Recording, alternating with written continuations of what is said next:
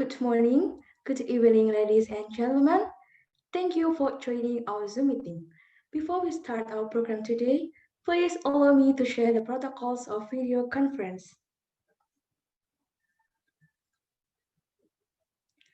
First, please kindly judge your name or ID screen using the format your name underscore your abbreviation of your university. Second, during the video conference, we kindly ask all participants to turn off the audio and only turn on the audio when MC and moderator give the suggestion.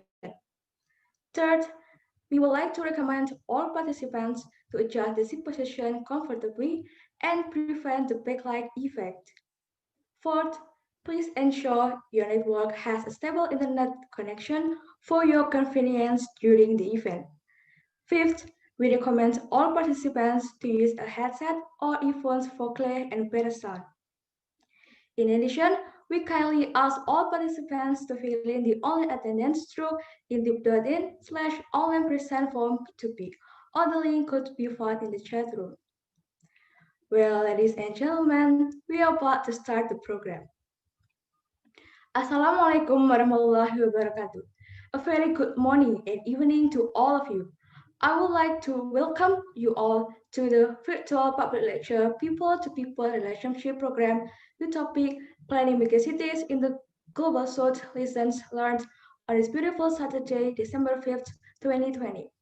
Having a goal of strengthening higher education in Indonesia, the Education and Cultural Attach of Indonesia Embassy in Washington DC, USA, Majelis Rektor Perguruan Tinggi Negeri Indonesia, and I4 USA and Canada initiated a collaboration with the big team People-to-People Relationship Program. The year begins with virtual public lectures and later will be expanded to activities such as joint courses, joint research, joint student discussions, joint syllabus, and others.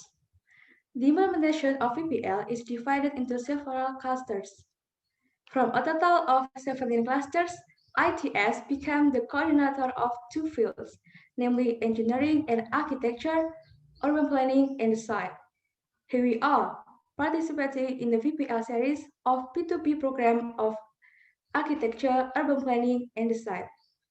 Ladies and gentlemen, before we start, please allow me to greet Professor Pupi Rufaidah, Indonesia's Educational and Cultural Touch for Washington DC, USA, or the representative, Professor Taiful Mahmud, Managing Director of I4 for the USA and Canada, or the representative, Dr. Andi Ilham Mahmud, Executive Secretary of Majelis Rektor Perguruan Tinggi Negeri Indonesia, or the representative, Professor Dadan Dukmana from Alabama A&M University, USA, our speaker today in virtual public lecture People-to-People Relationship Program. Hello, Professor Dadan. We are really thankful for your kind effort to be with us today. All the representatives of USA Canada Diaspora, Dr. Prananda Navitas as our moderator today. Hello, Pak Prananda. Good morning. Morning. Also, hello to all lecturers and students as participants of virtual public lecture People-to-People Relationship Program. In this beautiful day, we are going to have the following agenda. First, opening of program. Second, the public lecture along with the question and answer session. Third, awarding session, and then closing. Ladies and gentlemen, before going to the main event, let us lower our heads to pray for the Almighty God, hoping that today's event will be smooth, beneficial, and fruitful for all of us. Praying begins.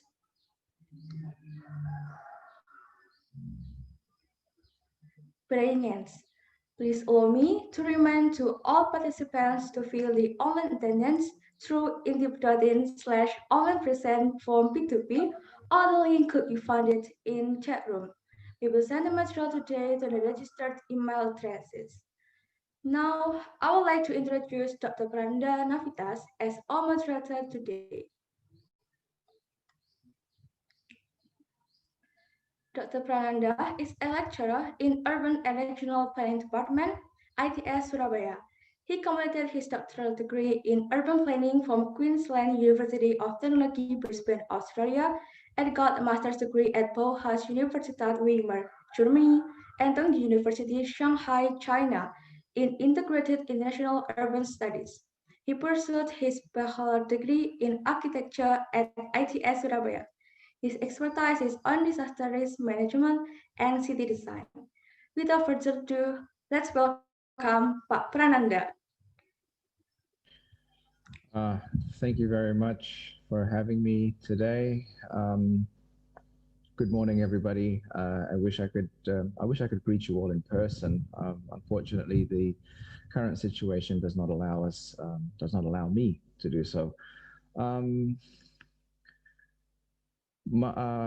for today's session, we have Professor Deden Rukmana from the Alabama A&M University. Am I allowed to share my screen? Am I allowed to share my screen to read our speaker's profile, or you? Okay, thank you very much. Professor Rukmana is currently a professor and chairperson of the Department of Community and Regional Planning at Alabama A&M University, USA. He completed his PhD in Urban and Regional Planning at the Florida State University. His master's degree was attained from the University of Southern California and in collaboration with Bandung Institute of Technology, where he finished his bachelor degree. His experiences include serving as a co-chair of the Global Planning Educators Interest Group of the Association of Collegiate Schools of Planning from 2015 to 2017. He was an elected member of the governing board of the ACSP 2013 to 2015, and a director at large of the Georgia Planning Association from 2015 to 2018. Professor Rukmana's research has been supported by the National Science Foundation, National Institute of Health, and the U.S. Department of Homeland Security. And to make this introduction brief and to hasten the session, I would like to invite Professor Rukmana to present his material today. Pak Deden, the floor is yours. Thank you very much, Pak Prananda. Assalamualaikum warahmatullahi wabarakatuh. Waalaikumsalam warahmatullahi wabarakatuh. Yeah, it's been a pleasure to be back here on this event.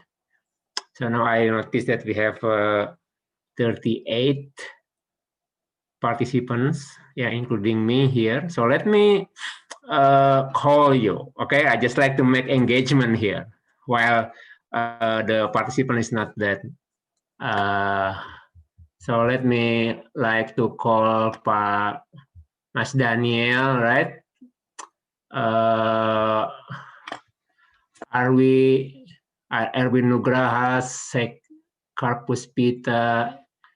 Oh, Mbak Sylvia Agustina, Ibu Sylvia lagi dari. Thank you very much for coming back with me here again. Haikal, Budi Harto, Monica Dewi. Yes, very good to see you again, Bu Sylvia. Sanas, Fuadi, Nilu Gede, Dila, Unsia again, all right, Unsia. Indri, Bima Fatwa, Dwi Buana. All right, very good. I just want to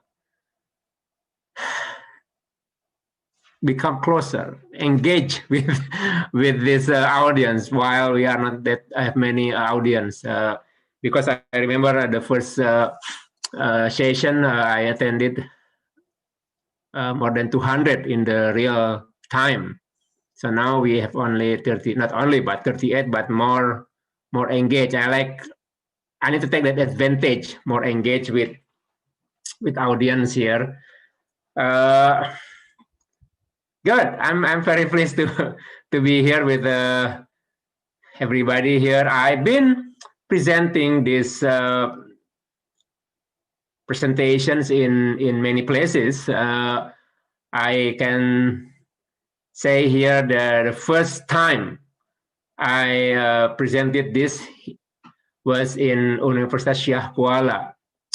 I think Bu Sylvia host that event, right, Bu Sylvia? Yeah, I still promise. Yes, yes. I promise you to send you this book to your university copy while after we finish with this pandemic. I very honored to be here to share these presentations, and also because this presentation also based on my edited book just published in June 2020. I know 2020 has been a hell of a year, but hey, we don't need to complain. Of course, complain is very natural. But like I said, don't take it for granted. When you wake up in the morning, stay healthy and safe. That's already a blessing. So that's why I always keep saying this to my students during the beginning of the class.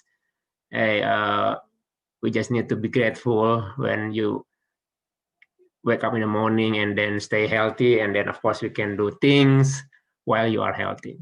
All right, so that's my introduction. Just like to acknowledge everybody who attending these presentations. Pak Cahyono, apa kabar Pak Cahyono?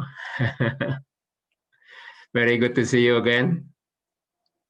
I also presented this presentation specifically for ITS, right, Pak Cahyono, last time? Yeah, all right, this is still muted. Okay, yeah, so I did this presentation at ITS, PWK ITS, while we, yeah, Pak Cahyono, right, last time you host. Very good to see you again, Pak. Okay, thank you. Okay. Yeah, I promised to Pak Cahyono that I will always also engage more with ITS. We need to develop this collaboration. Yes, it's not just about after lecture and then done. No, I like to continue this collaboration. It's been my passion to engage with Indonesian fellows here, and then I wish and I hope there are more Indonesians, I will say even more better than me, published articles, books, and then excel in the international level, right? And then we own the world, not just the world own us, right? So that's why the purpose of these presentations also, I will say, to some extent, I like to inspire our students in Indonesia, that you can do what you want to do, right? Sky is your limit. Never ever feel inferior to bule, ya. Dipikir bule itu lebih hebat dari kita, enggak, ya. Bule itu sama kita. Yang membedakan itu adalah karakter kita, ya. Nih, karakter sini. Makanya don't feel inferior. We can do better or the best, right? All right, so that's my introduction. I know because I like this small group, is more engaged. I will share my screen now.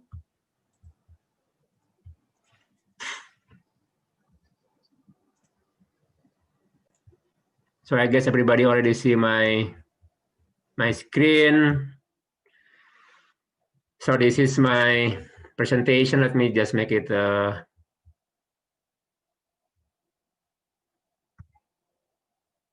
right.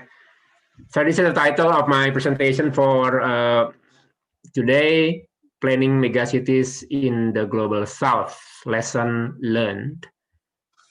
As we know that our world is urbanizing, more urban populations in the world rather than rural population. In 2007, urban population exceeded rural population, and then the speed, the pace of urban population is kept faster than rural population. So I can also say here the world is urbanizing and decentralizing, meaning that the world is become more urban, and that urban areas is not just only in a few places, not just in New York or Paris or London, but around the world, everywhere, right? There are more urban areas, urban centers around the world. So this map showing us the urbanization rate in the world. So let's start with period 1960 to 1980. So at that time, you will see there some areas in Europe, of course, they already been a high urbanization, also in Latin America, some in North Africa, but then moved to 1980 to 2000. So you will see here China, and of course, Indonesia getting faster in terms of growth of urbanizations. And then in the last 20 years, China, India, and many countries in Africa, right, they have more growth of urbanizations. So my focus here is on megacity. Megacity defined as a area with more than 10 million population. So this megacity, I'm using data from United Nations, UNDESA, right? United Nations Department of Economic and Social Affairs. So I'm using the primary source that many scholars used in terms of population in the world. And then how we define megacity, also using delineation by administrative boundaries. Okay.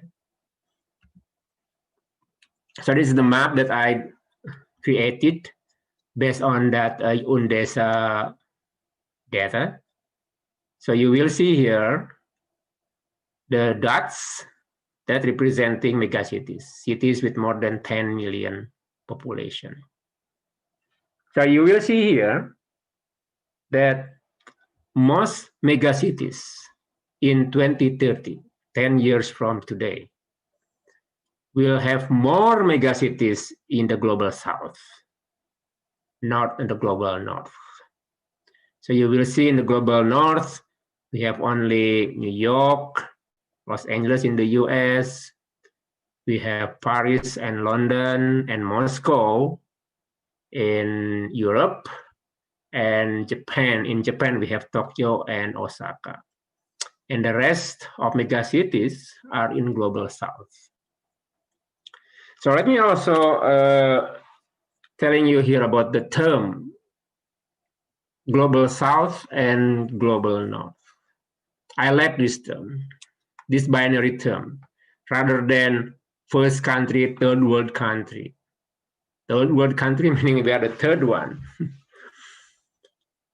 Or also developed country and developing countries, right? So one is superior than the other. So to me, that's not as good as we just using binary global south and global north, right? Because with this, we have binary, just equal, not one higher than the other, right? So this is the population size of world megacities from 1960 to 2030. So I have this in red, are those cities in the book that I edited. So many cities in megacities in the world captured, included in the book. So there are 41 megacities in 2030, and 27 cities are discussed in the book. So those cities with red letters are cities discussed in the book. So I like to show you here Shenzhen, right?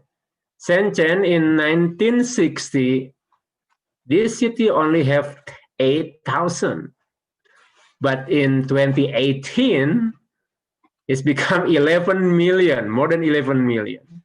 So you will see here the growth of city of Shenzhen, right?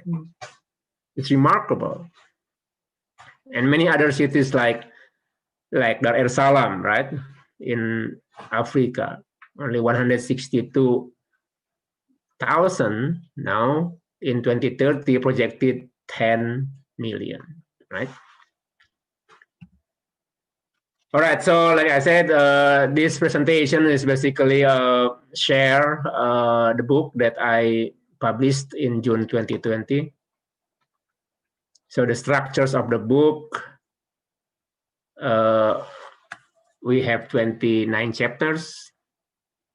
So I asked contributors to identify planning challenges in their megacity and what best practices that they can share with us, with the readers.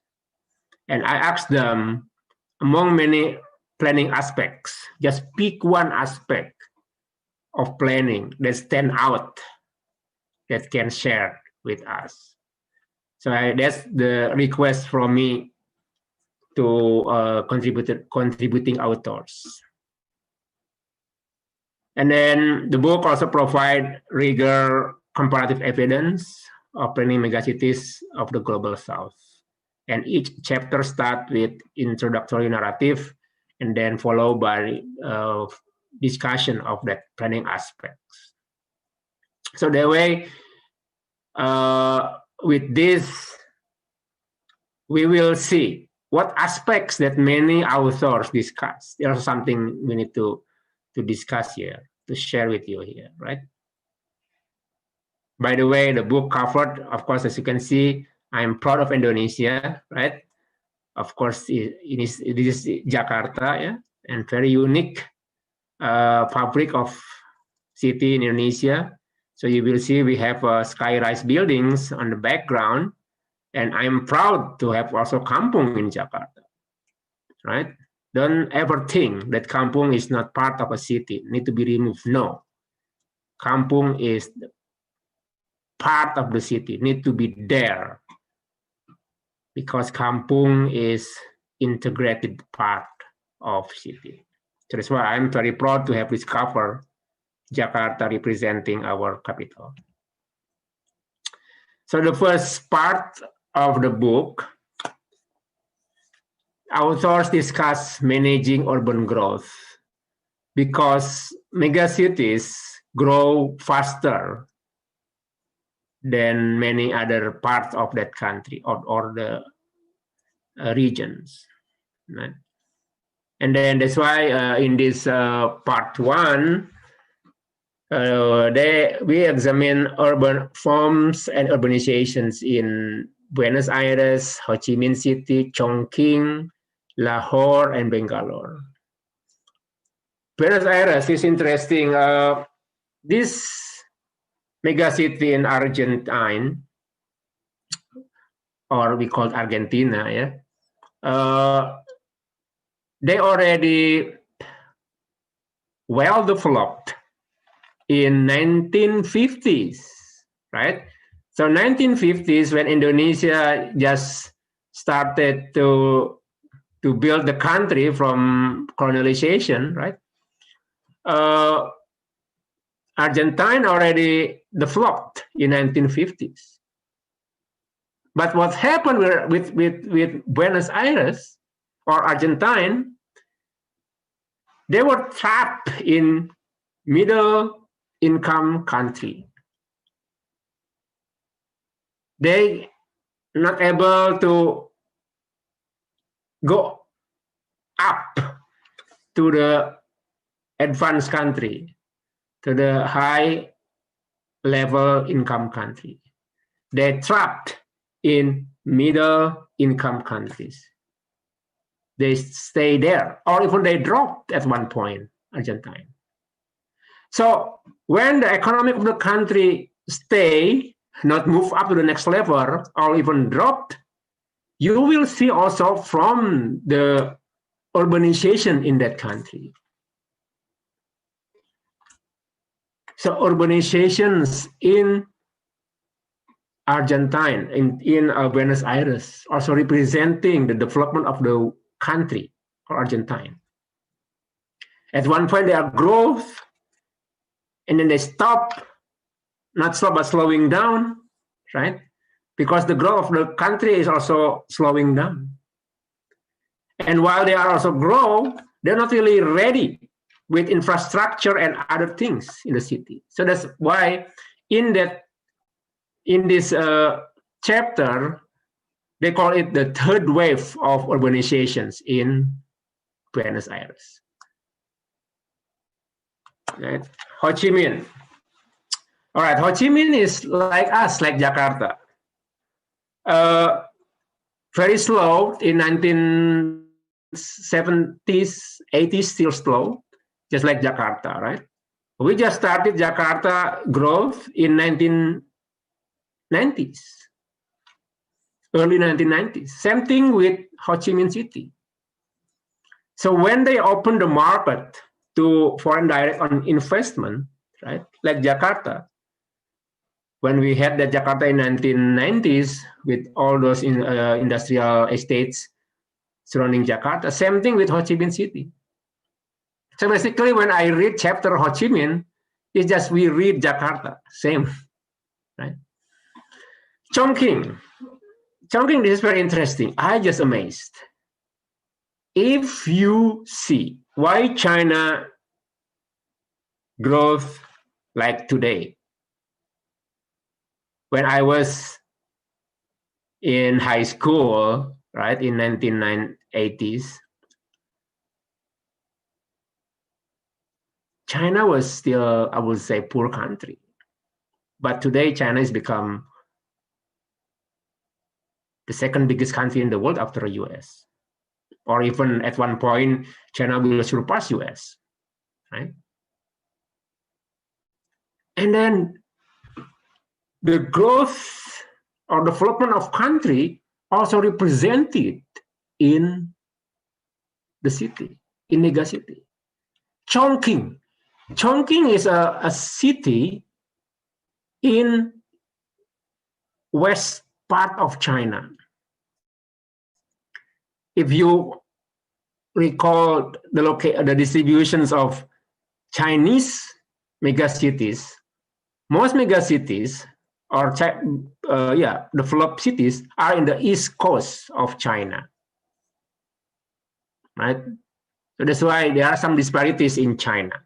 But what happened with Chongqing, even Chongqing in the central part of China, in the west side, which is mountain, right?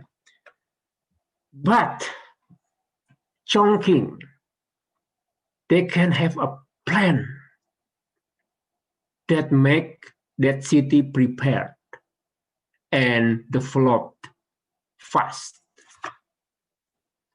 So China is not just about the country grow fast and just amaze us, but they're planners. Also, they know how to plan a city. Even city in the mountain. If I compare here, like in Indonesia, right? Chongqing, I will say, like we built city in center of Kalimantan. Yeah, in the center of Kalimantan, central Kalimantan. Not Kalimantan close to coastal, no. So challenging, but hey, China did this. So I am amazed. When I read this chapter, is good. And Lahore, of course, Lahore is Pakistan. lot of troubles in terms of they don't really keep up with the growth, the infrastructures, the housing, right? So that's why these chapters examine the landscape of Lahore in terms of political power, economic, and market forces. And then Bangalore, another megacity in India. This chapter using modeling to see the growth of city Bangalore, which is spread around the areas, and they analyze how the growth also relate to the population, land use, and economy. All right. The next part is spatial planning and master plans. All right, this is my theory, okay? In Indonesia, I will say we are good. Our discipline, urban planning, is booming, I would say, popular. I know when I was in undergrad in 1988, right? Very few planning programs in Indonesia. But now members of ASPI, right? Asosiasi Sekolah Perencana Indonesia is more than, I guess, more than 50, right? This is good, right?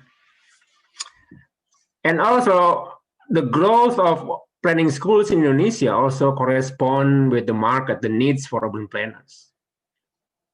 And then the needs for urban planners also because we have spatial planning in Indonesia.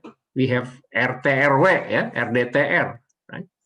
So we have many 500 plus kabupaten and kota, right?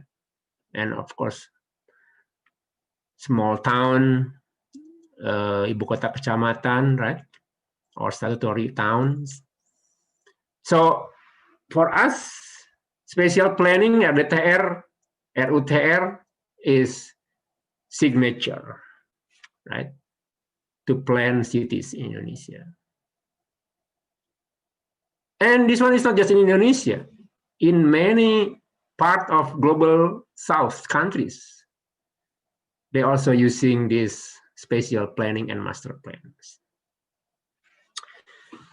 So when I read these chapters in Johannesburg, in Dar es Salaam, Chengdu, and Wuhan, right? Of course, there are many challenges in terms of implementation of spatial plan or master plans. But overall, cities in Global South is better off with spatial plan, with master plan. Even we are arguing that, hey, some people make plan, just put that plan, master plan, RUTR on the shelf. We don't really implement that. Yes, in some extent, yes. But many ways, we also implement them, right? So it's something that I also learned, that in Global South, the legacy of spatial planning and master plan is there, right? Even when I read Dar es Salaam, there are also challenges in terms of master plan. Wuhan, all right. Maybe I'm also pleased to hear that I'm still working on this YouTube channel. So Ibu Sylvia, when I started with your Syah Kuala, right? I said, oh, maybe I need to develop this YouTube channel. So I already have, I would say, one video, and then I'm editing second video. The second video that I'm editing is my interview with authors of Wuhan.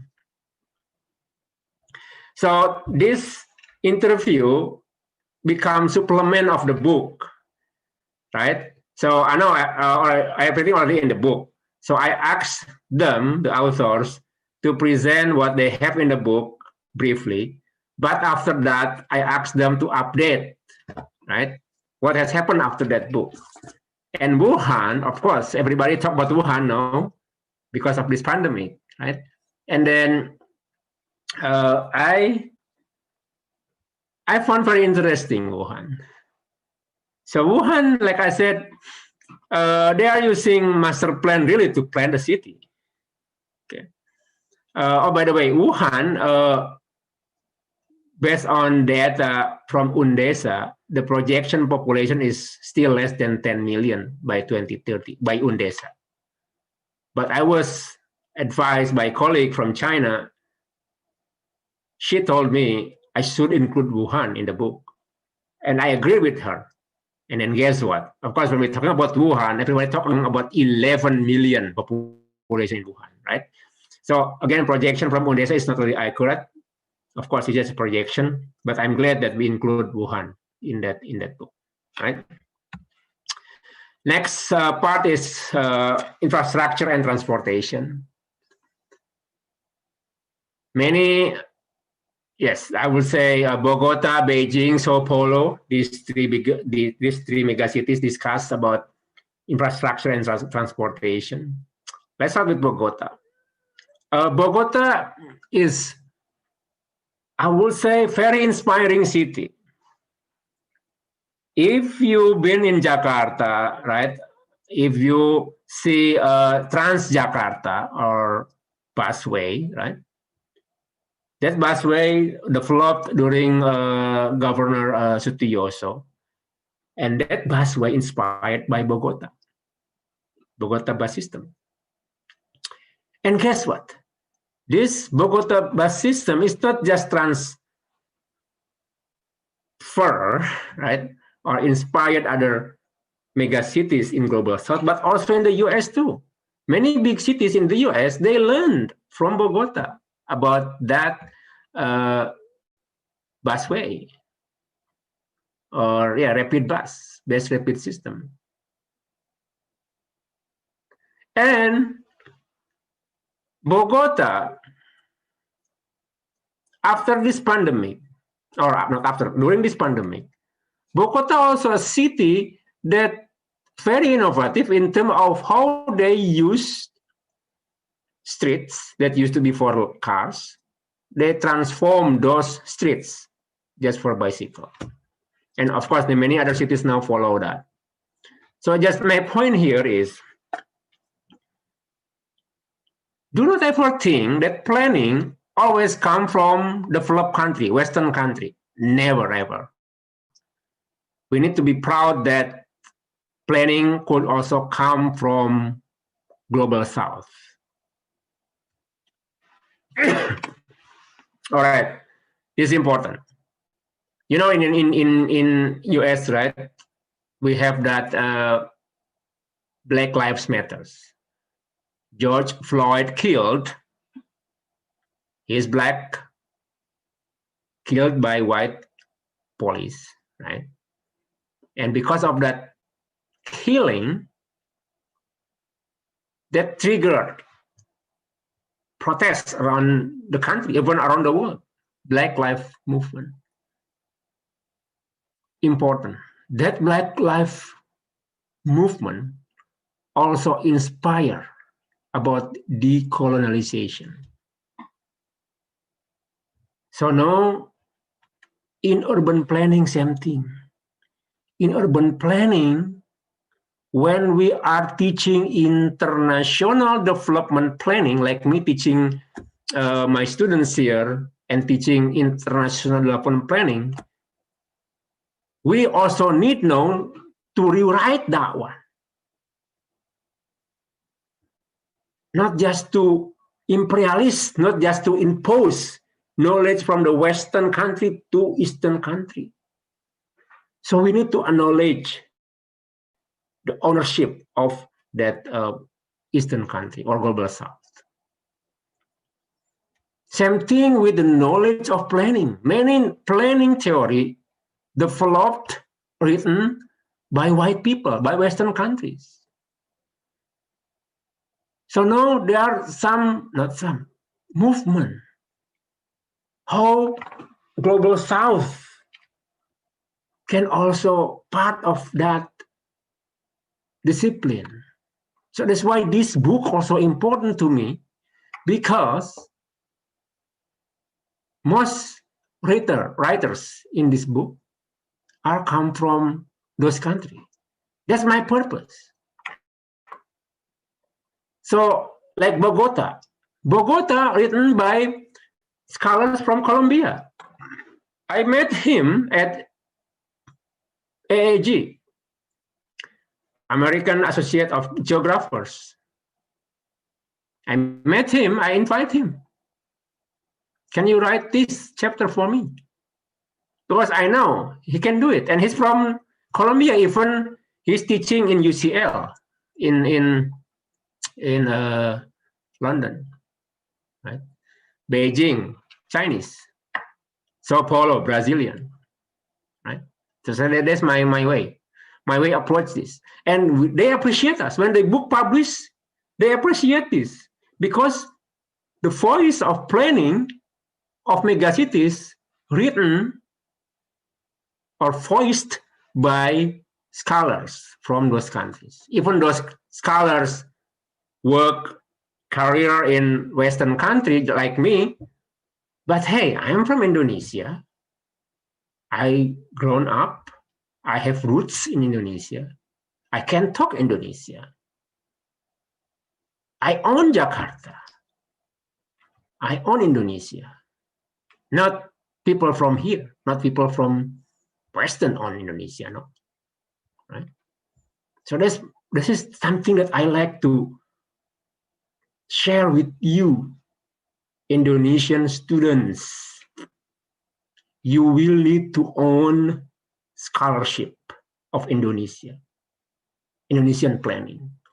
Not just that, but you develop theory of planning from Indonesian case for the world. Just like those white people, Western scholars, they write theory of planning about Los Angeles, about Chicago, and they apply everywhere. That's a mistake. That's why they cannot plan Indonesian cities, because they don't know about kampung. Kampung is fabric of Indonesia. All right. Next, this is the best part. This is the uniqueness of planning megacities in Global South, urban dualism. So in Calcutta, Delhi, Karachi, the authors discuss challenges and contradictions between formal and informal sectors, between real estate and informal settlements. Okay. So just last month, I was invited by editor of quarterly magazine from Germany. So she found my book, right? And then because the issues of that magazine for last quarter of this year, which is this month, is about transition, right? The theme is transition. So this magazine is a magazine for architect and urban design. So she invited me to write about planning megacities in the Global South, because she found my book.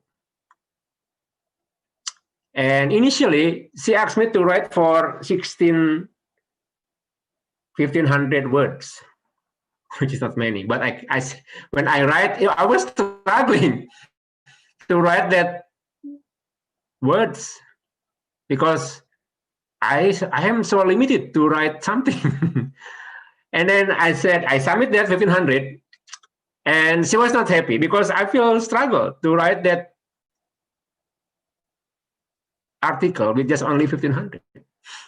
But then she advised me, okay, you can revise this and that, and I feel more free. So it's become 3,000 words. When with 3,000 words, I make argument here. So to plan megacities in global south, right? There is one aspect of that megacities, which is informality, right? So I'm not invented new theory about informality, right? This informality has been discussed since 1990s, right? Or even before. Okay. But now it's more prevalent, more clear to me when I'm reading all these chapters in the book and also my experience doing research in Jakarta. Informality become a big factor here. Informality, right?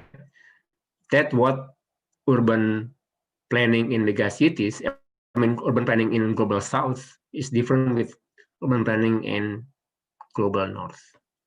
Informality. Maybe later I will share that articles after published, but it's fun. It's very fun to write that one because, you know, as a teacher, as a researcher, right? When you have a media for you to write something that you already research for a long time, you just have that channel. Hey, I was invited to write something that I've already been doing for many years. And I have that one. I'm so grateful. Okay, so I will share that later when that get published. Next is planning for resiliency. This is important because natural disaster is everywhere, including in megacities. And then I'm pleased to have this Istanbul, Dhaka, Bangkok, Shenzhen to have these chapters about resiliency through earthquakes, flood, water pollution, right? Of course, as you know, yeah, Istanbul, they have a very big earthquake in 1990s. And the chapter discussed about how Istanbul mitigate from that earthquake, right?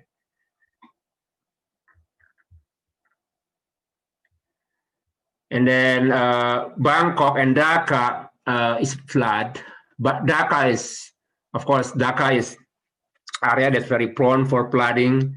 Bangkok, same thing, is coastal city, right? And Shenzhen, again, Shenzhen, this chapter talking about sponge city. You see, Chinese cities, they already talking about something that many cities not talk yet. So China is already advanced out there. So that's why when I edit this book and I learn and I read these Chinese chapters, I feel like, well, China, no wonder why the country advanced now. It was represented by the planners. Planners is more innovative. Planners is more engaging, right? So that's why we got to learn from China too, right? Not always learning from Western country. Okay. And after learning, we need to invent our own theory and develop our own theory and then share to the world. So that's my call to our students here.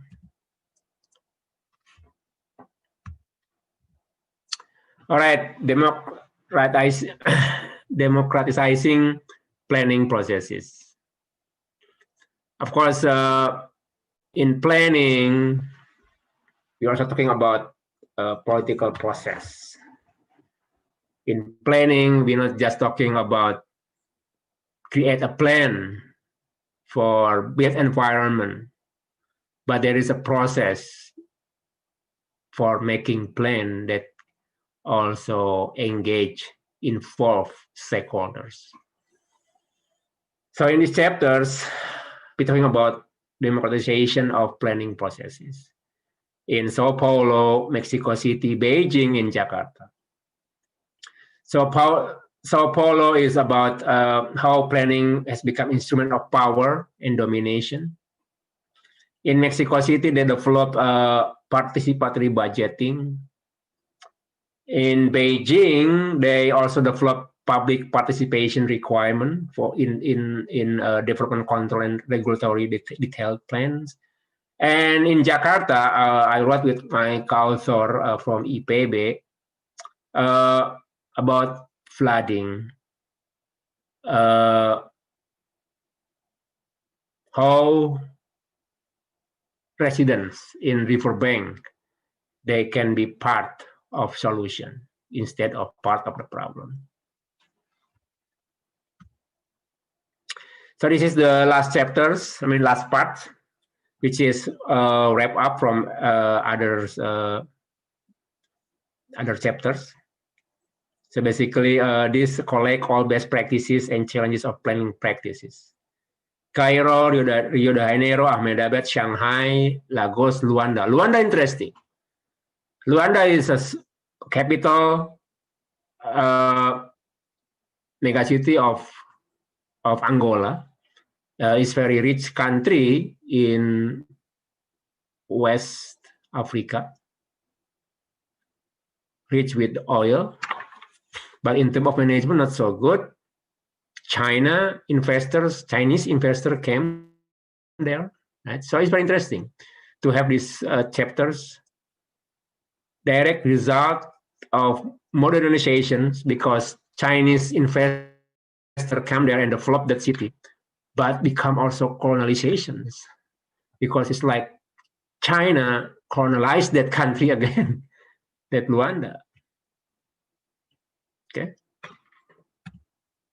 So this is the wrap up, important lessons from the chapters that we discussed in the book.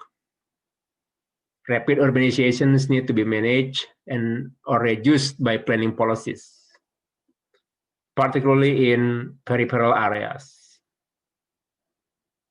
Because peripheral areas is areas when that's post-colonialism. The inner city is the part of the city that been there since colonial era. But when city grow, the peripheral areas are areas without, I would say, plan. They're not really ready with that rapid growth. So that's why the peripheral area is neglected, I would say. Special planning or master plan still matter. If you think there must master plan, special planning just document that sit on the bookshelf. No, they are still something, right? They shape the cities. Urban dualism is distinct characteristics of megacities in the global south. That's my key point here. Socioeconomic inequality should be an important lens in planning megacities, right? We need to learn from mistakes here in the US when they have that Black Lives Matters protests. US is developed country, okay. There are so many shining glass, high-rise buildings, but there are many people left behind. There are still many poor people. They are still homeless.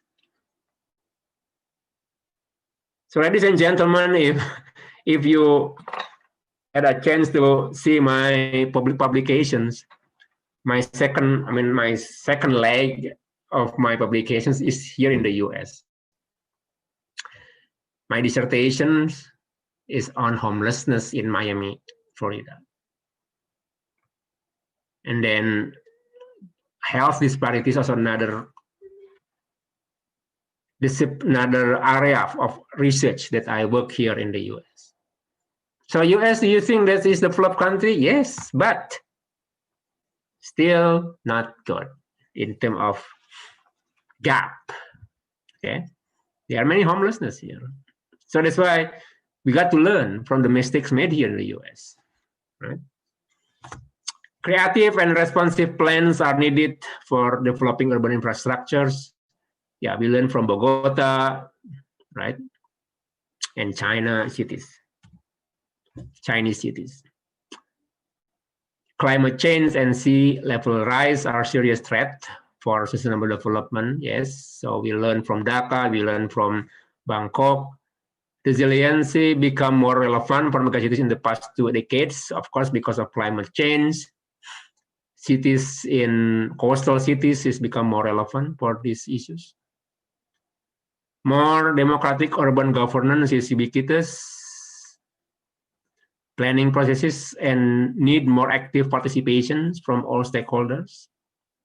And planning challenges and problems will continue to rise and need more creative and innovative way of thinking. It's not just something that you keep doing same thing for years after years after years. No, you need to be more creative and innovative, just like all those Chinese planners.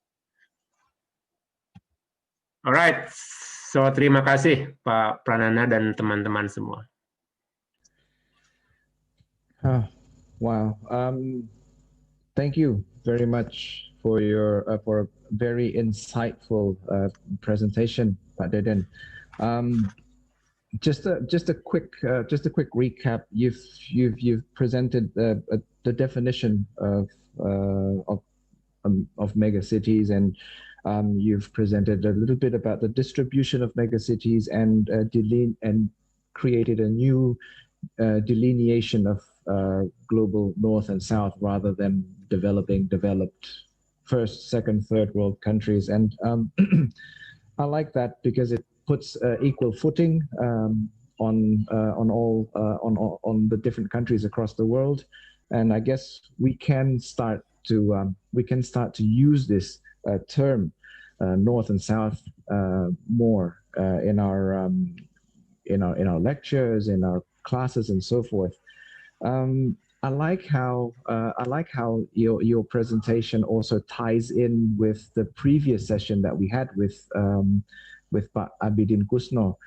He mentioned he delivered a presentation on Kota Tengah and highlighted the informal and formal continuum in the urban fabric, and well, not just the physical urban fabric, but also in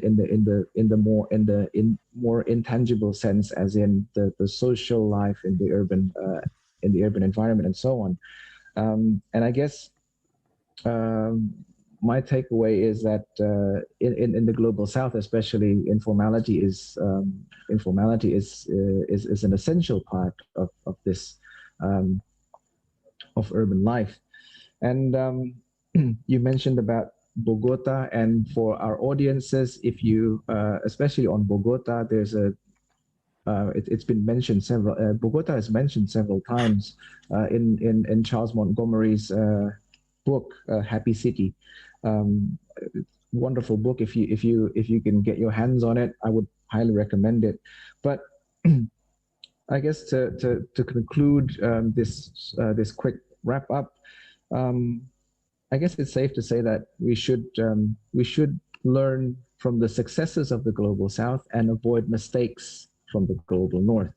And now I'd like to invite our participants to comment or to ask a question. This discussion session would be conducted in a bilingual.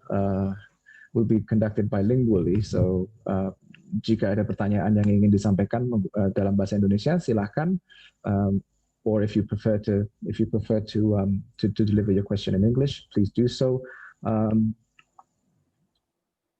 Silakan menggunakan fitur raise hand. You can use the raise hand feature in Zoom, or alternatively, atau bisa menyampaikan melalui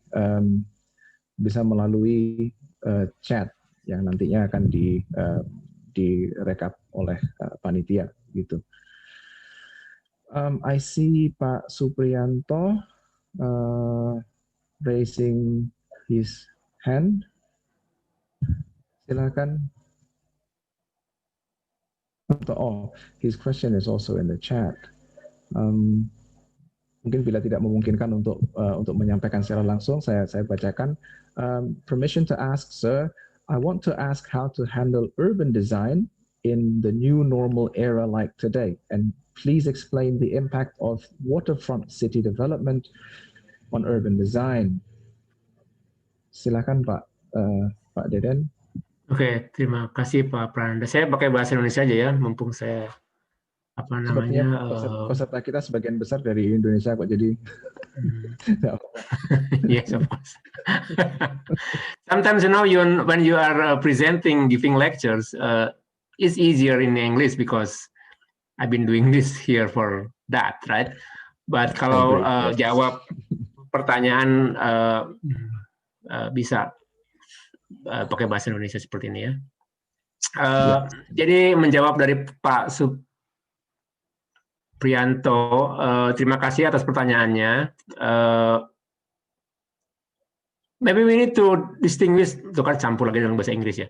Kita mesti bedakan antara urban design sama urban planning ya. Karena kalau urban design itu lebih kepada build environment yang small scale gitu ya, dan lebih kepada aspek ya desain ya, kepada aspek bagaimana kita membuat jalan itu saling nyambung, gimana agar bagian dari sini dan bagian sana itu connected, bagaimana biar terlihat lebih artificially looking good gitu ya. So that's more on urban design.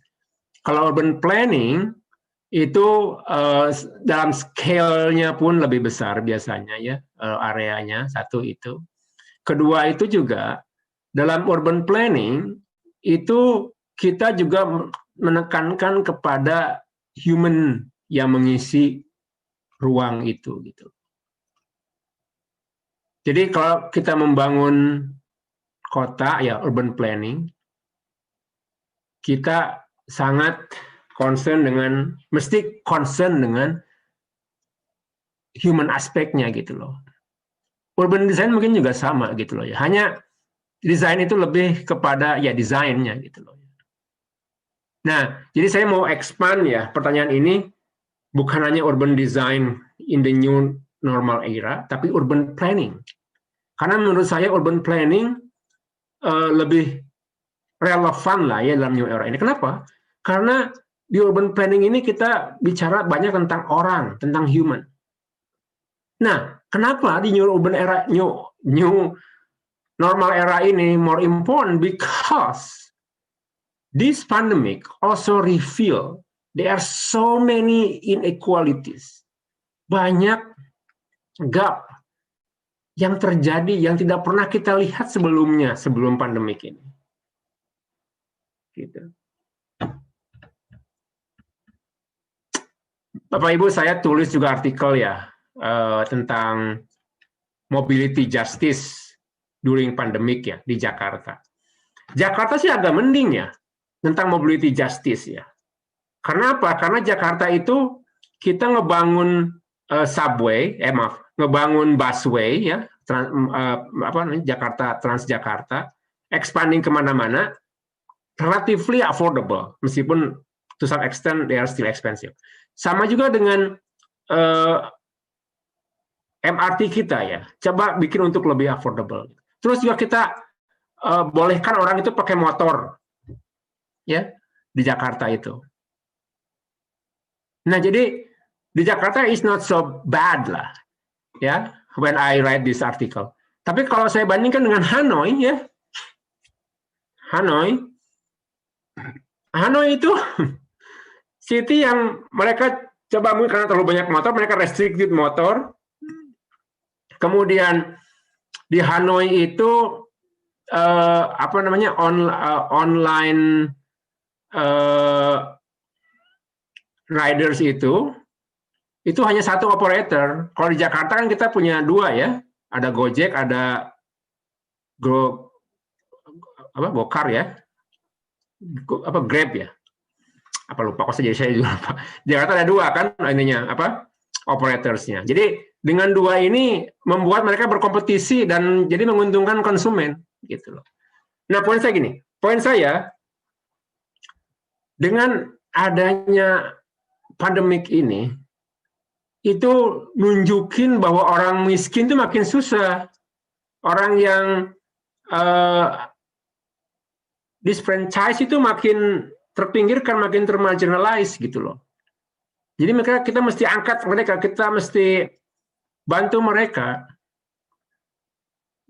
Nah, makanya apa yang mesti kita buat dalam urban planning, dalam new normal era ini, kita lebih mesti memperhatikan aspek equity-nya, aspek keadilannya, justice. Gitu. Makanya spatial justice or social justice become keyword here in the new normal era. Okay. If you keep asking me about urban design, of course, same thing. When you do urban design, you also need to consider itu pertimbangan equity itu. Bahwa what you try to create, what you try to design in that particular part of the city, you will need to see how poor or marginalized people can utilize that space. Okay. Also this one, because of this, the need for urban space is more than before. So with this new normal era, you will need to pay attention to the need for urban space when people can get out and do social distancing, I would say so, right? Okay, so there's something that very important. The many cities around the world after this new era, they learn about the need for more bike lanes because people know less driving. I mean, less pakai mobil kendaraan umum ya, pakai mass transit. They turn to biking. Even I don't know if you follow. I'm glad that in terms of headlines in many popular media outlets, Paris city, mayor city of Paris, yeah, they try to introduce what they call 15-minute city, yeah. 15-minute city means that cities that developed so people can live there and they can go to find their needs for daily needs, for work, for shopping, for exercising, just only 15 minutes, not that far. That's good. That's the new era. But there is still critics for that concept, 15 minutes city.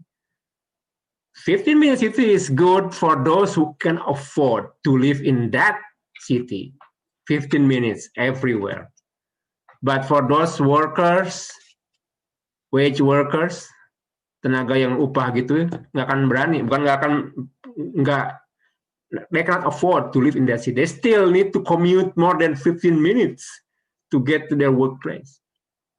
Okay, so it's more challenging after this new normal era. For planners or for urban designers, we need to pay more attention to the human being, to the human who lived in that city, not just for the built environment, right? And then please explain the impact of waterfront city development. Well, good. I like this. Waterfront city development is important. Important in terms of, because in many places before, we tried to develop a city and then facing the inline instead of facing the the water, right? This is good approach, right? Waterfront city, but the challenge here in the waterfront city is for coastal city with this climate change, right? Sea level rise is become more challenging for those cities to resilient. I have that as chapters, right? Urban resilience. So waterfront city is good, of course. I'm not complaining about that, but you will need to have urban resilience in developing that waterfront city, right? I think that's my answer for now. Silakan Pak Prananda. Terima kasih Pak Deden. I guess kalau bicara soal urban design, there is hope for urban design, human scale urban design, karena out of the 60 essays that I collected from my urban design students earlier this week, dari 100 kata kunci yang paling sering muncul, kata-kata seperti people, manusia, dan skala manusia itu sangat sering sangat sering di-mention begitu. So there is hope for better urban design. Very good. Ada pertanyaan lagi from ini. Ada beberapa pertanyaan di chat. Mungkin saya undang Bu Nadine atau Mbak Nadine dari ITS untuk menyampaikan pertanyaannya secara langsung. Or bagaimana? Otherwise, well, the question is, I would like to ask, as you said earlier, that we should never get rid of kampung because it is a part of the city, but I see it as often the difference or the disparity, it just is too great, and sometimes slum areas also occur in kampungs. So what do you think? What do you think of that, Professor Rukmana? And what kind of action should we take as planners? Thank you. Yeah. Bu Nadine atau Mbak Nadine, that's very important questions. Those type of questions need to be addressed by people like us. Meaning we who understand about the essence of kampung. If you invite Western planners come to Indonesia, right? They will see kampung or slums is become something that need to be removed. That's why in 1960s, 1970s, there is movement called urban renewal. That urban renewal, they just removed those blighted areas atau area yang kurang sedap dipandang mata, ya gitu kan istilahnya. Removed dari city itu. That's not solution. When you remove blighted areas, ya, dari city, the poor people is still there. They just move to another areas. So it's not really address the solutions. And also, just like today in the US, yeah, the gap is so wide. And then the city, even you have that city yang high-rise buildings gitu ya, semua, tapi nggak ada isinya gitu loh. Kan orang-orang yang ngerjain bersihin kamar, pekerja hotel, yang server, itu city itu vibrant karena ada orang-orang yang dengan upah rendah itu. Nah, upah rendah yang itu tinggalnya di mana? Nah, kesalahannya itu kota dibangun hanya untuk orang-orang yang middle ke atas. Mereka nggak lihat middle ke bawahnya. Nah, makanya saya lihat, makanya saya bangga buku saya ini covernya itu kayak gini ya. Kampung di sini itu mesti bagian dari high-rise building ini. Nah, tadi dibilang slums ya. Betul. Slums itu bagian dari kota yang perlu ditingkatkan kualitas lingkungannya, bukan di-remove orangnya. Jadi ada istilah in situ upgrading ya, kalau pernah dengar ya, ntar kalau belum pernah berarti mesti belajar di situ ya. In situ upgrading means you upgrade quality of living in that area without removing the people from that area. They stay there in situ. This is the approach that we need to be done. Di Surabaya itu Pak Johan Silas itu ya, itu saya bilang akademisi juga aktivis ya, yang boleh dibilang sangat membantu kampung ya. Atau di Yogyakarta ya, Romo Mangun ya, gitu. Nah, kita mesti melakukan pendekatan cara kita untuk membangun kota Indonesia, jadi dengan Johan Silas, Romo Mangun, gitu ya, yang melihat bahwa kampung itu menjadi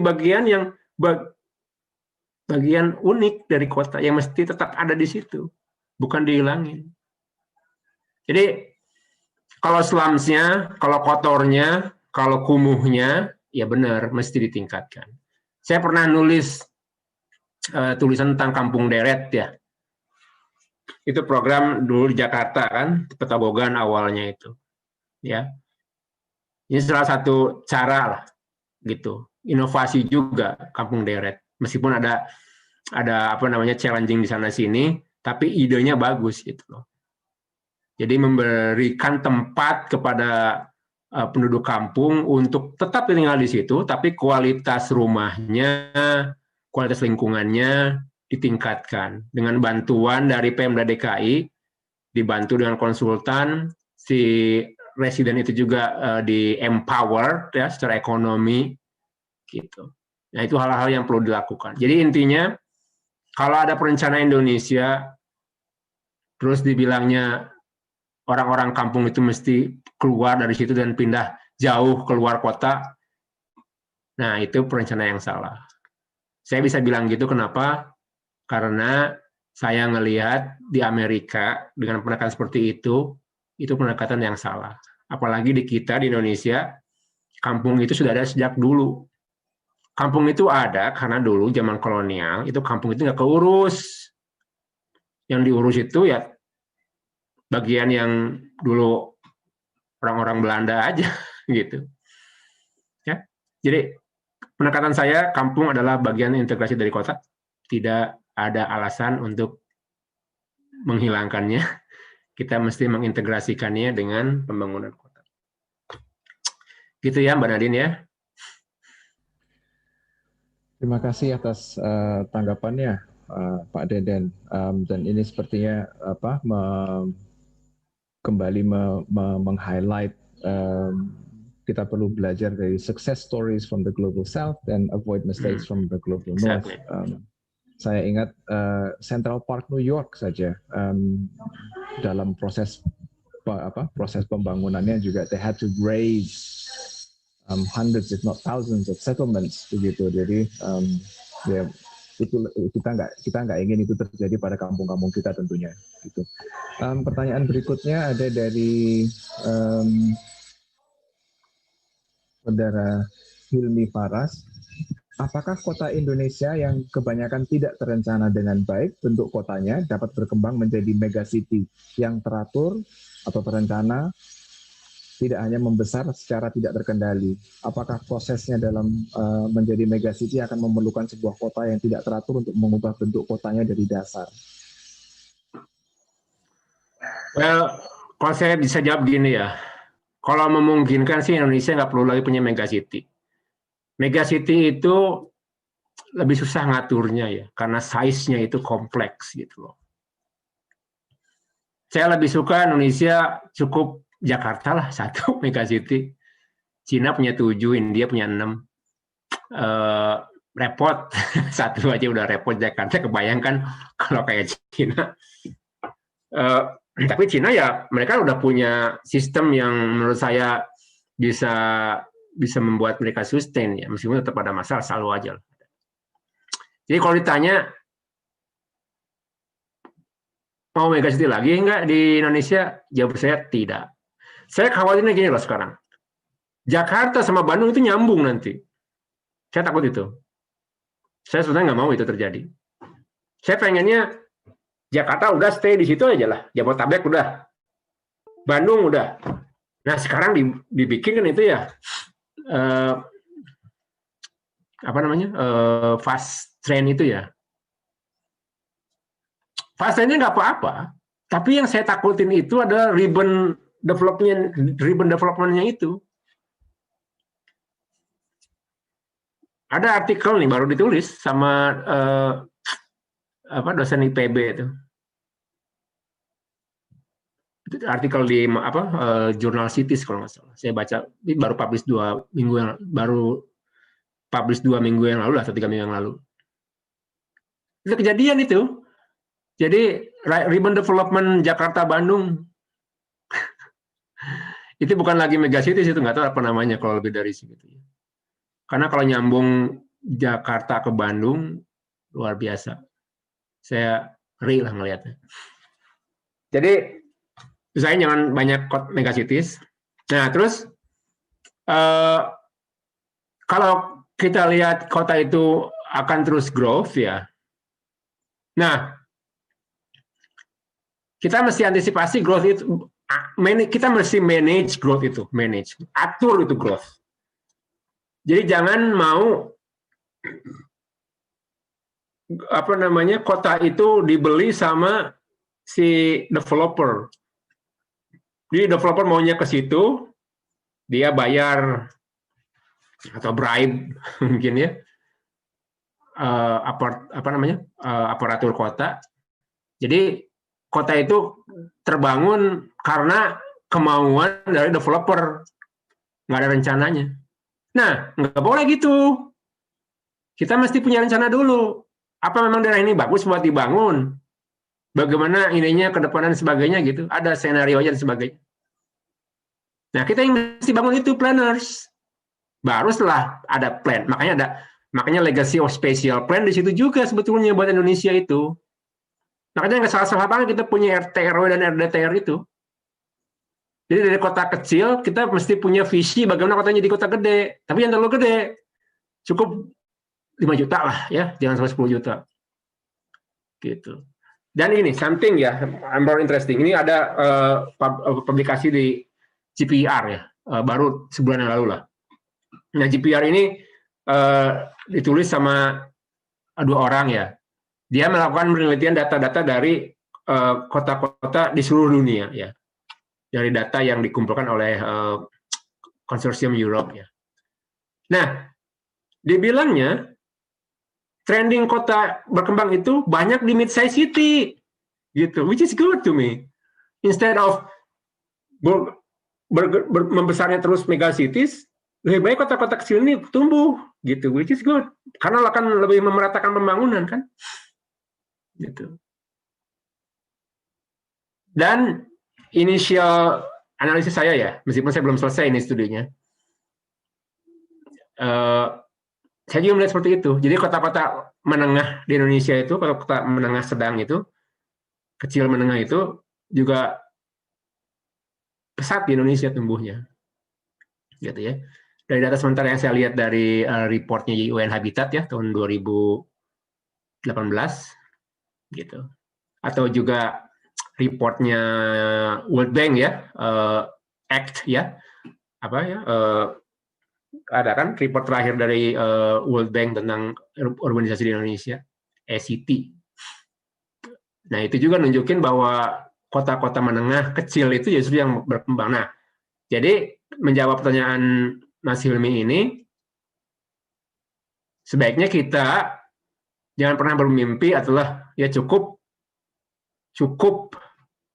Vegas itu satu aja tuh Jakarta deh ya, yang lain nggak perlu. Kita rencanain sekarang gimana kota-kota lainnya besar tapi 5 million lah ya, not too much or even 1 million. So you just manage with that 1 million, but in many places, in many parts of Indonesia ya. Jadi saran saya jangan bikin megacity lagi. That's headache. You have only one megacity in Indonesia, udah kayak gitu kan. Jakarta sekarang minta pindah ke Kalimantan kan, ya. Gitu. Thank you ya.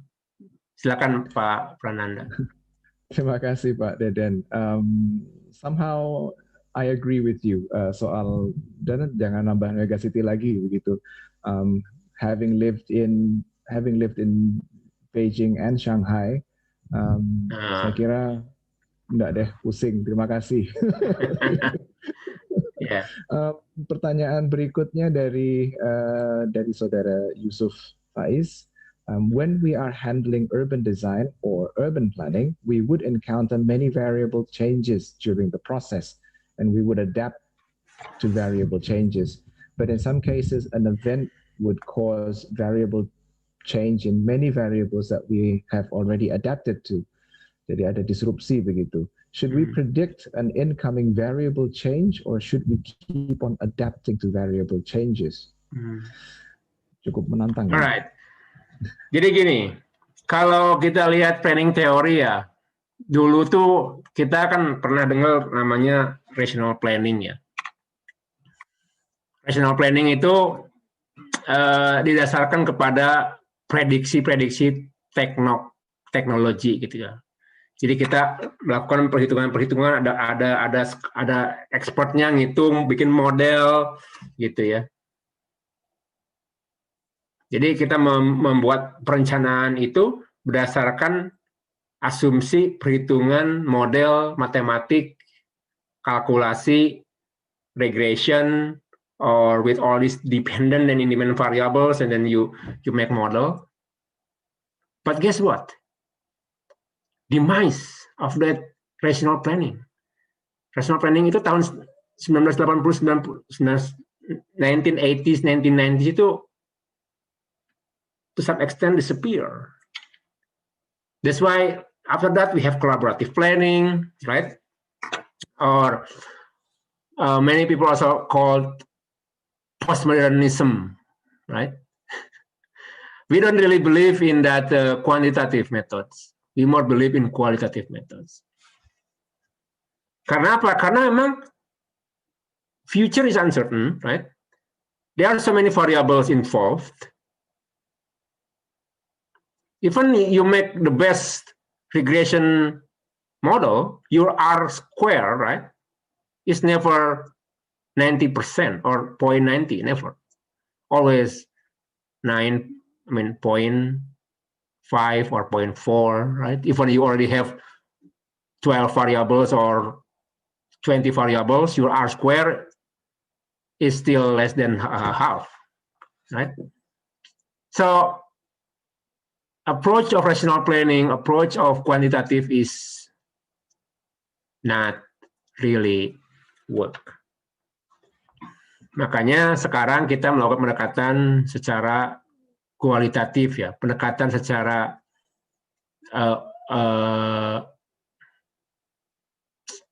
I would say ethnographic, pendekatan secara verbal, pendekatan secara observasi gitu. So that's why today, right, when you are planning a place, it's not just enough with just collecting data and then you project the data run by computer, regression on or other modelings. You will need to get out there, feel the place, talk with people, engage with forum group discussion. That's more important. It's not just collecting data. But I like also to bring these ideas, bring this phenomenon about big data. About I think I discussed this in the first part of my lecture in this event, right? About digital data. Digital data is in different way. But we also need to learn that in digital data, you will also exclude some population who don't have access to that digital data. You know, everybody have access to cell phone, right? You can easy to tag those data from digital data, and you play around with that one. So I have a paper co-author with my postdoc. I mean, my student di bawah. Maksudnya dia kerjakan disertasinya di sekolah yang lain, tapi dia minta saya sebagai salah satu dissertation committee-nya. Nah, dia itu kita nulis paper menggunakan Google Map ya. Jadi ada Google Data dengan Big Data itu untuk melihat apakah pengaruh dari MRT itu bisa mengurangi congestion. Kita menggunakan Big Data, data yang memang udah ada di sana gitu, yang sudah digital data yang dikumpulkan oleh Google. Kita collect data itu. Nah, itu sekarang tren baru itu di planning sini. Nah, itu yang mesti kita juga pelajari ya. Jadi kalau bisa bilang saya rational planning mungkin bangkit lagi ya kepercayaannya karena kita ada data baru yang sebelumnya dulu nggak ada, which is digital data ini. Jadi balik ke Mas Yusuf ini, jawaban saya kita mesti keep bukan changing ya, tapi adapting with the methods that we are using. So when you know your method is not really work, you don't stop. I mean, you need to find another method. So when you know that rational planning or modeling is not really projecting right thing, so and then you will need to do another way, which is qualitative, right? Which is observation and so on and so forth. But then now you have digital data. With the digital data, you have different approach. You can now with digital data make projection, make a plan, with consideration that some part of population don't have access to that digital data. So that's something that I like you to I like to encourage you to learn more about that big data, because this is the type of data that will be helpful. So we also to be aware of these opportunities with this big data, and then you can predict more precise, more accurate. Gitu. Kita Pak Prananda. Terima kasih Pak Deden. Big data is a big thing. Yeah. Saya kira metode atau approach bisa kita sesuaikan dengan situasi dan tujuan yang kita ingin dicapai apa. We still have some time. Jika ada yang ingin jika masih ada yang ingin bertanya, silahkan raise hand atau menyampaikan melalui chat. Saya lihat ada beberapa peserta hari ini yang bergabung melalui YouTube, tapi sepertinya dari daftar pertanyaan yang saya terima belum ada komentar atau pertanyaan yang masuk begitu. Monggo Bapak Ibu sekalian, adik-adik, teman-teman sekalian, bila ingin bertanya, mumpung kapan lagi bisa ketemu dengan Prof. Deden.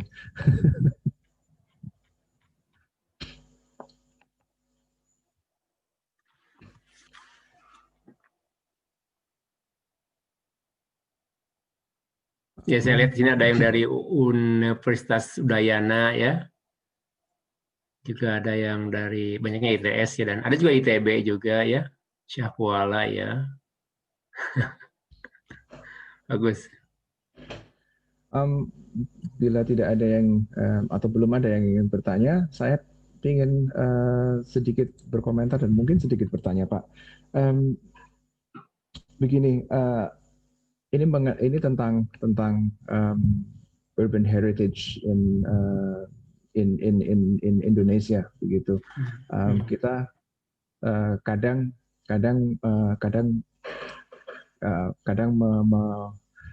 mengatakan bahwa ini urban heritage karena ini dan what they would refer to colonial style buildings. Ini heritage karena dibangun di era kolonial begitu.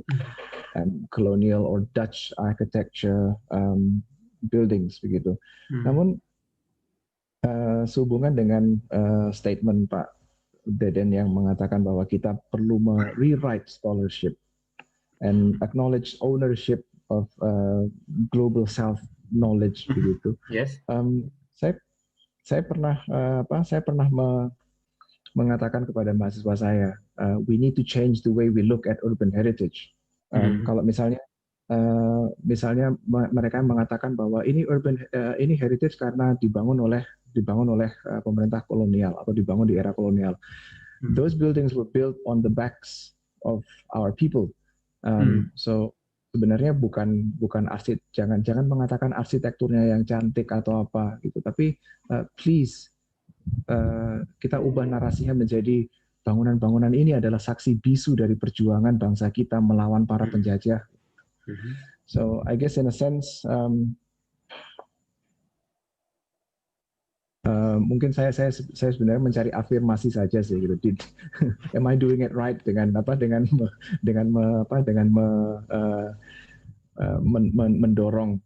mendorong our scholars untuk merubah perspektif mereka seperti itu. Pak Prananda, I appreciate the way you are teaching your students like that way. That's very good. You need to, or not just you, everybody here, right? Everybody. We need to proud of being Indonesian. But we need to have that pride, right? Saying that we are not inferior than the Dutch when they colonize us.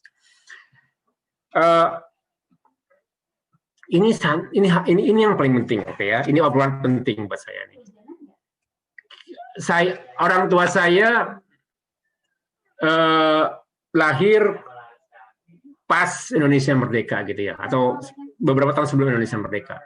Tapi kakek nenek saya itu jelas ya tinggal pada saat kolonialisme kan. Nah, jadinya ada dalam parenting itu ya, dalam kehidupan kita itu kita ada tercerna gitu bahwa orang bule itu lebih superior dari kita. Itu ada itu. Nah, kalau mindset kayak ini masih terus kita jalankan ya, kita melihat gedung yang tadi kata Pak Prananda bilang, ini gedung dulu adalah sisa-sisa penjajahan di mana orang bule atau Belanda itu di atas daripada orang-orang pribumi kita, itu mindset yang akan terus mengendap dan terus transfer ke next generation. To me, that is not healthy, ya, karena kita mesti punya pride gitu loh. Oke, betul, Belanda dulu bangun Indonesia gitu lah ya. Tapi yang bangun adalah orang-orang Indonesia dan sebetulnya semua resources, semua things itu adalah dari Indonesia. Bukan milik mereka gitu. Jadi Pak Prananda, I really appreciate, commend what you've been doing, and we will need to continue this because we will need to erase that mindset that white people or Western people, they are more superior than we. No. Oke, I will also need to say it here. In US, yeah, when I just came here, of course, that mindset is still there to me. Even me, not really live during this colonialism, but of course, because my parents, grandparents live in that era, so still come to my mindset, right? But when I came here, I play tennis. This tennis is not just about tennis. To me, tennis is more like character building, right? So when I play tennis, I play competitive tennis, not just tennis for fun, but play in tournament, play in league. So that developed my mindset. When I prepared my best, practice hard to play that tennis, to play that tournament, I can beat that white people, that American people 6-1, 6-0. If I prepared, practice well. So it's not just about that Western people always superior than us. You see, when I prepared well for practice, I can beat them. Sometimes, of course, I lost too, right? When when they are really good. But the point here is not just about the color of their skins, right? But about our character. So this is something that I like to tell students, the future Indonesia, you can do it better, right? You need to own the world, not world own you. So thank you, Pak Prananda. Keep doing the right thing like that. You are on the right side. Thank you very much, Pak Deden. That's beautiful what you just said. You need to own the world, not the world owns you. Kita ada beberapa pertanyaan lagi dari chat, dari dari Mas Yusuf, Pak atau Mas ini. I have another question. In Indonesia right now, in some cases, we have people that reject modern urban planning or urban design. How should we approach such people, and we make changes to the people for the good, such as water hygiene or infrastructure or relocation of a kampung that is on the riverside or a potential source of hazard, which could endanger lives and cause property damage? How should we approach such people when sometimes data from the desk is different with data out there in the field? Thank you very much. All right. What I need to say here is the approach. Modernization is good, of course. Modernization in terms of improving quality of life, of course, from poverty to the wealthy, which is good. From unhealthy to health is good. But modernizations, when you disregard marginalized people, that's not good. So when you just follow what developers want to develop, what developers want to build, and regardless, there are many poor people or marginalized people still live there. No, that's not good. That's not modernization. Modernization is you pay attention to marginalized people, empower them, and do better with them. When their quality of life and living improved, that wins for everybody. When server, drivers, all those clean, janitors, atau all those wage workers, if we pay attention to them, they live well, that's winning for everybody. Here, even the US, during this pandemic, because of those marginalized people they left behind, they don't have access. Guess what? In US cities, many people, teenagers, they come out and they sell bottled water on the street, just like us, Indonesia. Karena apa? Karena orang-orang itu nggak jadi bagian dari proses dari pandemik ini. Mereka tertinggal, nggak kebagian. Susah mereka hidupnya. Jadi kayak gitu. Nah, jadinya kalau kita bilang modernization, I'm not complaining about modernization, but the way we are modernize things. We got to pay attention still to the people who are marginalized. Not just follow what developers say. Okay? So that's my approach. Morrison is fine. It's good as far as pay attention to marginalized people. Gitu Pak Prananda. Modernizing while taking into account the marginalized. Well said. Yes. Well said. Yes, very good. Satu pertanyaan lagi dari Hakam Kurniawan, Pak Hakam, Saudara Hakam Kurniawan dari ITB, regarding the current pandemic and the possibility for a repeating pandemic in the future. How can resilience factor in the city can be created and implemented, and how much urban planners and how much can urban planning and urban design can intervene? Thank you. We got to study this research, new research. I cannot say this because we got to do research. This is the first time ever worldwide we have pandemic. That's why we need to collect data. We need to do research. Because research will tell you new knowledge. That knowledge important for the next pandemic. So my answer is, you get out there, do research. Pick up one aspect of pandemic and you like to study. Doing that.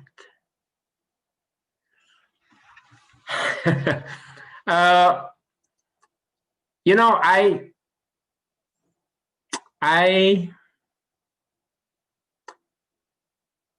know, and it's important now. When you see success, right? You think I'm easy to get here? No, right? Success is not like this, right? Success is roller coaster, down, up, and then, right? So now I'm telling you my failures, right? But when you failure is not just about failure. Failure is also the way you improve your maturity, improve your readiness for the next challenge, right? Saya bisa bilang begini, ada kesempatan ya di Indonesia melalui LPDP dan BRIN, Ristek Dikti, ada ada grant ya. Nah, grant itu terkait dengan COVID ya, gitu. Nah, saya terchallenge dengan grant itu, sehingga saya gandeng diaspora dari Singapura, dari Australia, Public Health, kemudian saya dengan ITS ya, dengan Pak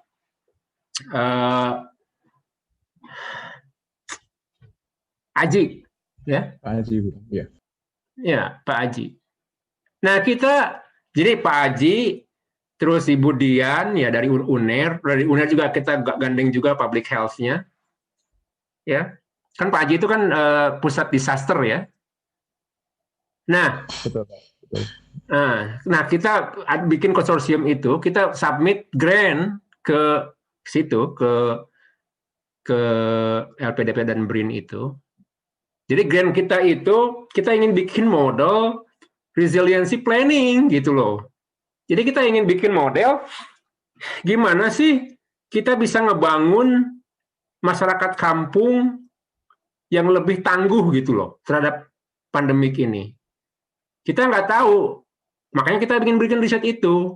Gitu. Kita ingin menginterview mereka, ngumpulin data dari mereka, gimana mereka bereaksi terhadap pandemik ini, gimana kehidupan mereka berubah pre-pandemik, selama pandemik, dan mungkin nanti setelah pasca pandemik.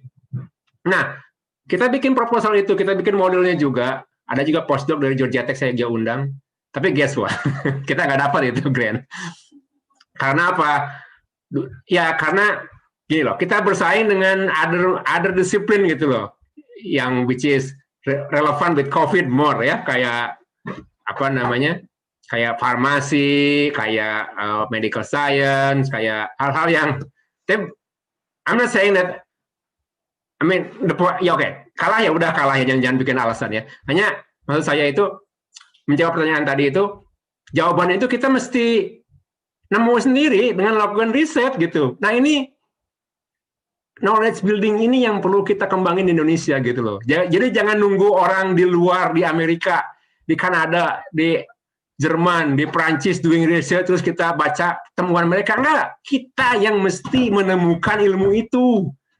Kita yang melakukan riset itu. Nah, ini yang perlu saya tangkap sekarang, ya. Good.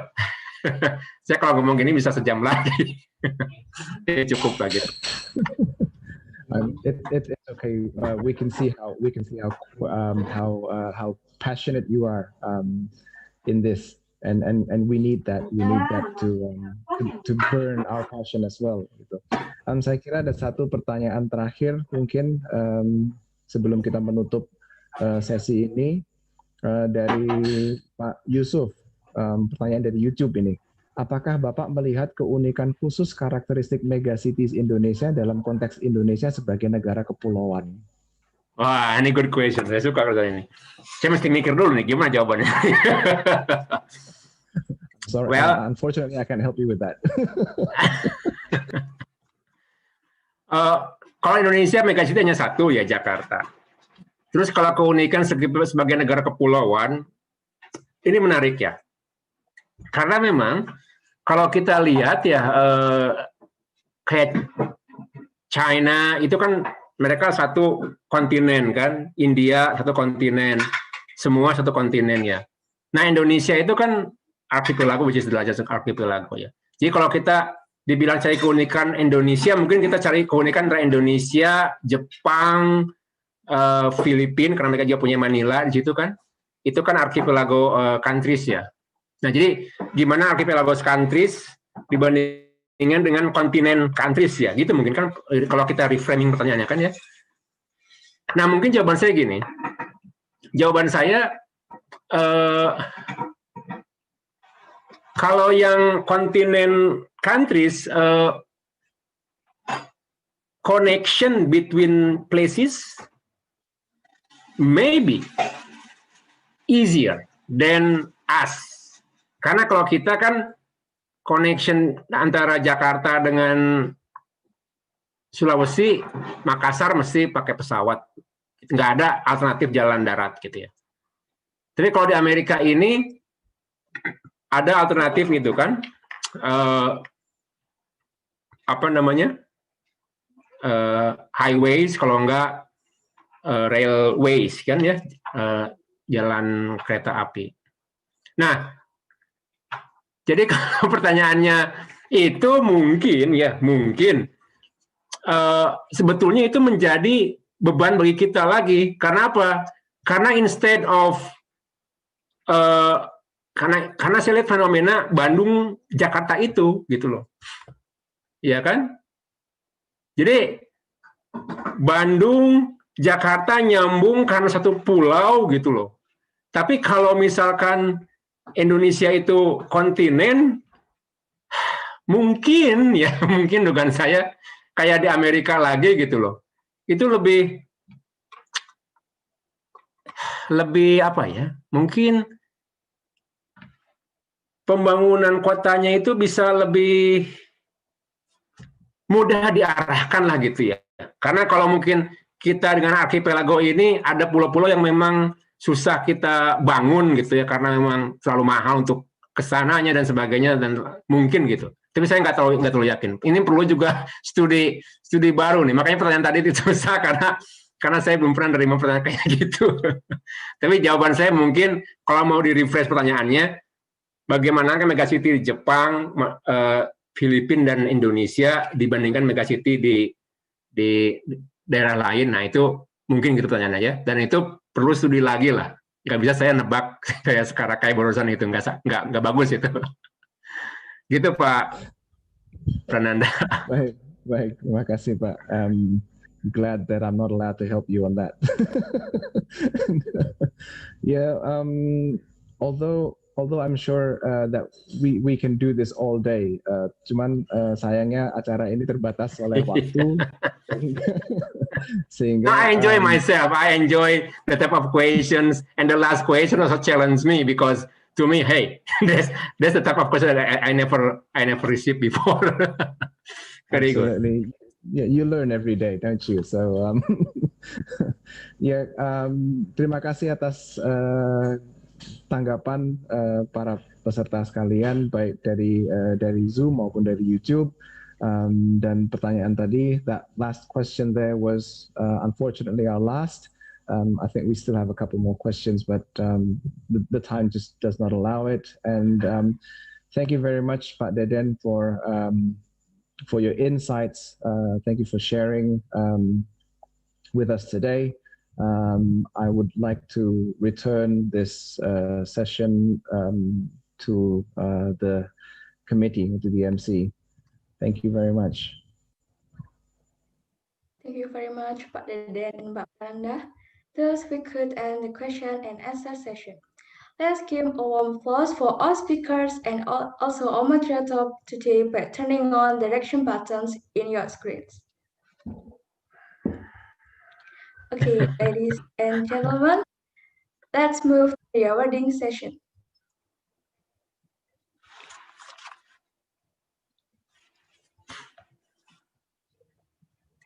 To honor the great effort and valuable time provided by our speaker, we are more than happy to present the e-certificate for Professor Deden Rukmana.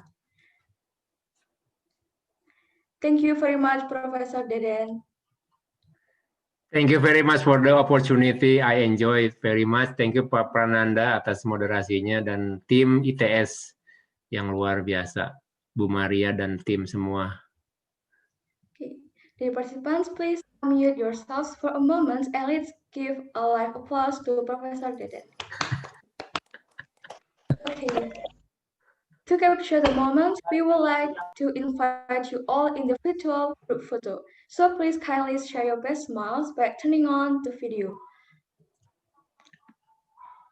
Okay, I will wait.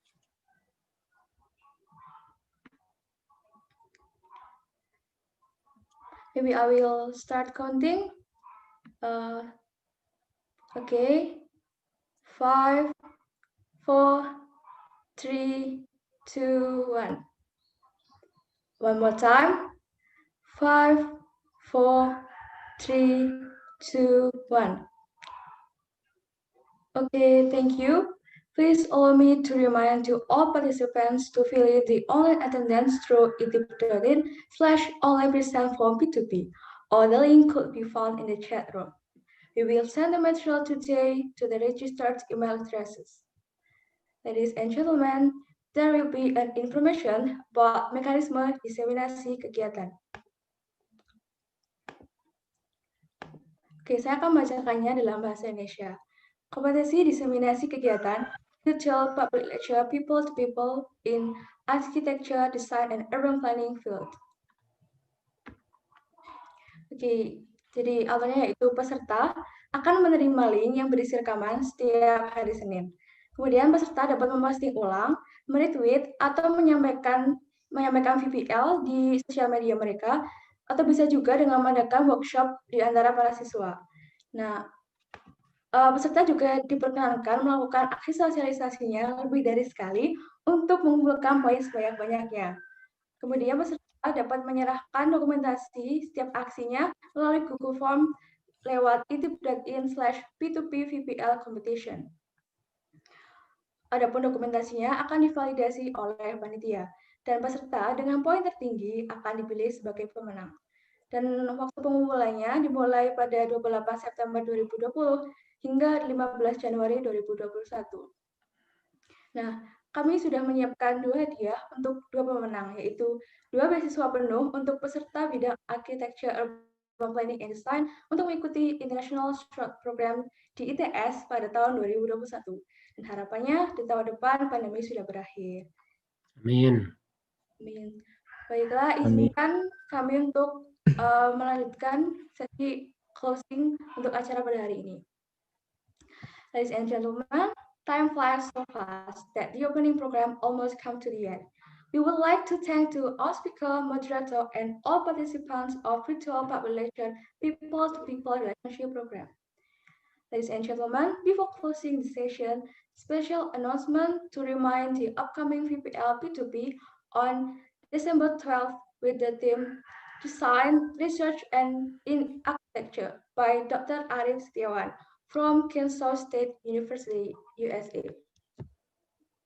Ladies and gentlemen, we have reached the end of this meeting. We would like to express our great appreciation for all speakers, moderators, and all participants.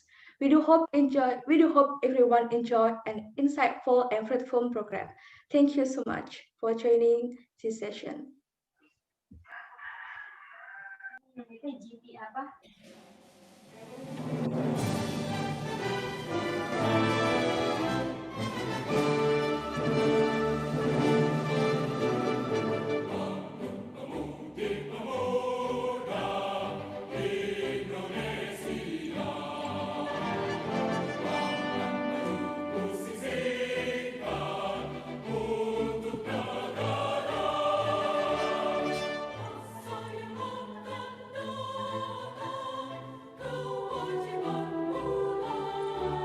Pak Deden, Pak Prananda, terima kasih banyak.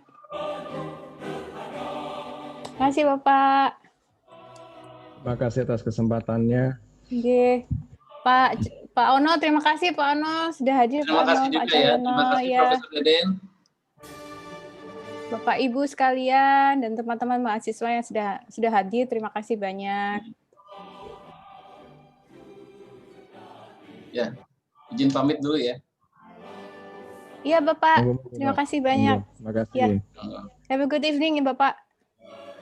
Ya, selamat malam. Have a good evening Pak Deden.